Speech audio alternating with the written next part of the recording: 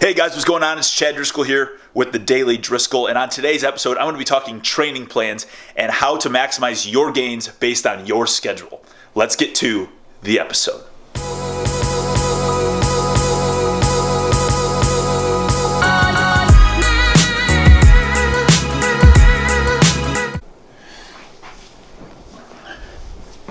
Alright guys, what's going on? Welcome back. I'm going to take you through 4 different training plans that you could be doing to maximize your gains based on your schedule. Now they all require at least 3 days of training. If you only can do 2, then I would suggest doing the same thing with the 3 days.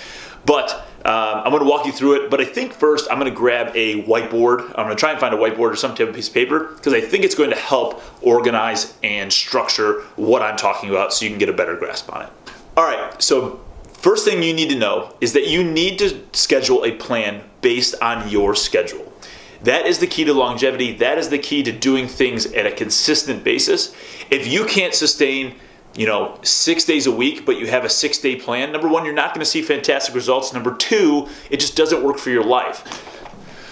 So let's take a look at the 3-day full body split. You can do the exact same workout. That's kind of how I have it planned out here. I gave you a sample workout here, but by all means, you could change up the exercise based on the motion. So for example, if you were doing a deadlift, one day you could do a conventional deadlift, the next day, or say Friday, you could do a sumo deadlift, or you could do a staggered deadlift. It really is up to you. Just make sure you're keeping these same movements down and progressing the reps and the weight. So first, we'll look here. See if I can get this here for you to focus. So here you can see that we have deadlift, bench, squat, chin up, and then lunge, row, and press. So a row would be a horizontal row, a press would be an overhead press, and we're doing it throughout the entire week. Now the benefit in this is you are covering all of the major muscle groups with big compound lifts. You don't necessarily have to do isolation stuff because, in my opinion, isolation stuff is going to be a waste of your time. Say you only have 45 minutes, say you have 3 times a week, you can get in there for 45 minutes. You should be doing bigger compound lifts, 2 or more joints, and trying to get stronger and progressing those. That's going to be the biggest bang for your buck. The biggest knock on this is you don't have time to isolate muscle groups. So if you have lagging muscle groups and that kind of stuff, you need to find extra time to be able to put in a few sets here and there, maybe at the end of the workouts if you have extra time, or say on a Saturday where you can build up lagging muscle groups. So things like shoulder side raises and front raises, or bicep curls and tricep extensions. But for the most part, this is going to give you a pretty comprehensive plan for 3 times a week. All right, now let's take a look at 4 days a week. If you have the ability to work out 4 days a week, it's fantastic. In my opinion, it's one of the best splits that you can do simply because it gives you adequate rest. It gives you rest during the middle of the week and then also on the weekends or on whatever day that you're choosing. But here is a little sample of what it may look like. So Monday you'd hit upper, Tuesday lower, Wednesday would be your rest day, Thursday would be the next upper session, and then Friday would be the lower session. Now you can do this one of 2 ways. You could go straight strength, you could go strength and then hypertrophy at the end of the week. So meaning Monday, Tuesday would be more strength focused. You do lower reps, higher weight. And then near the end of the week, you would do a hypertrophy focus, which would be higher reps, a little bit lower weight, but still focusing on making progress. So there's a lot of ways you can do it. I use this plan, and this is what a lot of college programs, I wouldn't say bodybuilding splits, but strength building splits are the 4-day program simply because they're giving adequate rest and then they're hitting it harder at the end of the week again and then giving rest near the Saturday and Sunday on your off day. So again, if you want to hit lagging body parts, if you want to do a little bit of a circuit, if you want to do any type of accessory stuff, maybe you want to go back and hit a little bit more bench, Saturday and Sunday would be your day to do it. Just be conscious of your overall rest and recovery.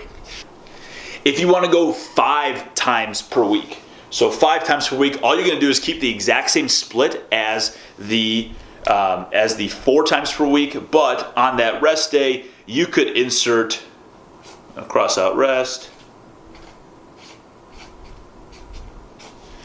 So on that rest day there, you could insert a circuit. So So hopefully it focuses up for you guys. Yeah, perfect. So on the rest day, you could insert a circuit there. You could do a little bit of, maybe say you wanted to do like a high intensity circuit, or you wanted to do some recovery or mobility, or you wanted to hit some accessory stuff. Like I said, if you wanted to hit a few extra sets of bench, or maybe some heavier sets of squats, things like that would be great on that Wednesday. But overall, the volume on that day should be a little bit lower because, again, you are wanting to rest. Now, there is another way that you can attack a 5-day plan.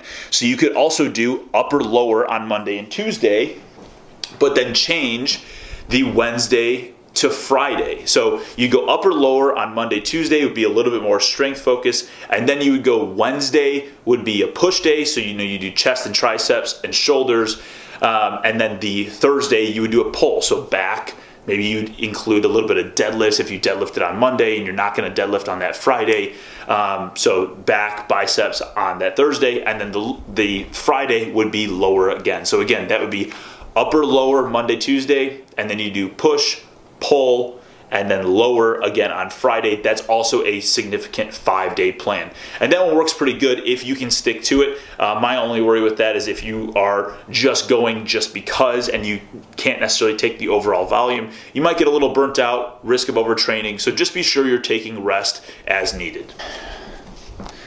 So if you can go to the gym 6 times a week, first of all, what you need to know is if you're willing to go to the gym 6 times a week, you should already be pretty advanced within your lifting. So I would say at least 2 years of consistent lifting, yielding you to go 6 times a week. Now, if you're training in this split specifically.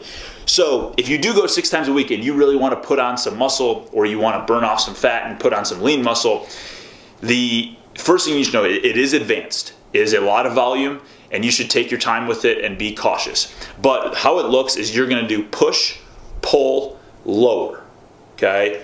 Push, pull, legs, and all in the beginning of the week is going to be a strength day. So lower reps, higher weight, that kind of stuff. And then what you're going to do on Thursday would be push, pull, legs again on that Saturday. And that is going to be more of a hypertrophy. So, lower weight, higher reps, kind of maybe even burning out a little bit, really stimulating some muscle growth. So just know that this is super advanced. If you have not been training for at least a year, if not 2 years, I would be doing the 4 or 5 day plan. Again, if you can only fit this into your schedule. Don't just choose this one because you feel like, I could fit 6 days. You can always change your schedule. So you could go 3 days for 2 months and then say, hey, I feel like I'm pretty experienced. I feel like I feel good and I can fit things into my schedule. I'll increase it to 4 and then 5 and then maybe 6 if you feel so inclined. But choose a program, stick to it. All of these programs will work. You just need to make it work for your life. Notice how as you get increased in days and the amount of days you can go,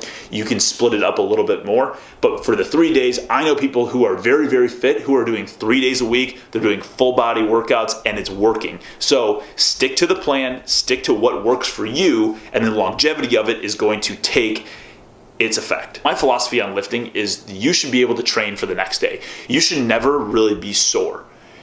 Yeah, at the beginning, general adaptations and stuff, you're going to be decently sore, but you should never constantly be sore. You should always be training to the limit of what you can handle that day, making a tiny bit of progress, the ever so bit of progress, leaving the gym and coming back the next day and doing the same thing over. And then over time, those little steps in progress are going to build up very slowly, but never should you be walking out of the gym with your legs shaking, aching, aching the next day, not being able to sit down and take a shit. That kind of stuff just drives me insane because people are overtraining. They don't even realize what they're doing to break down their body. And typically people don't have good enough habits to recover. So that's kind of my little pitch on why you should be doing 4 days a week as opposed to a 6-day-a-week program, and why you should be training for the next day rather than training for the day that you're on, if that makes sense. So you're looking for longevity here. It's not about a quick race. It's about longevity and patience and consistency and doing it every day so that you can live long, you can be strong, and you can do things with your life that you never thought you could before. So that's today's episode. If you liked anything that you saw, be sure to like and subscribe. Until next time, I'm Chad with the Daily Driscoll. Peace.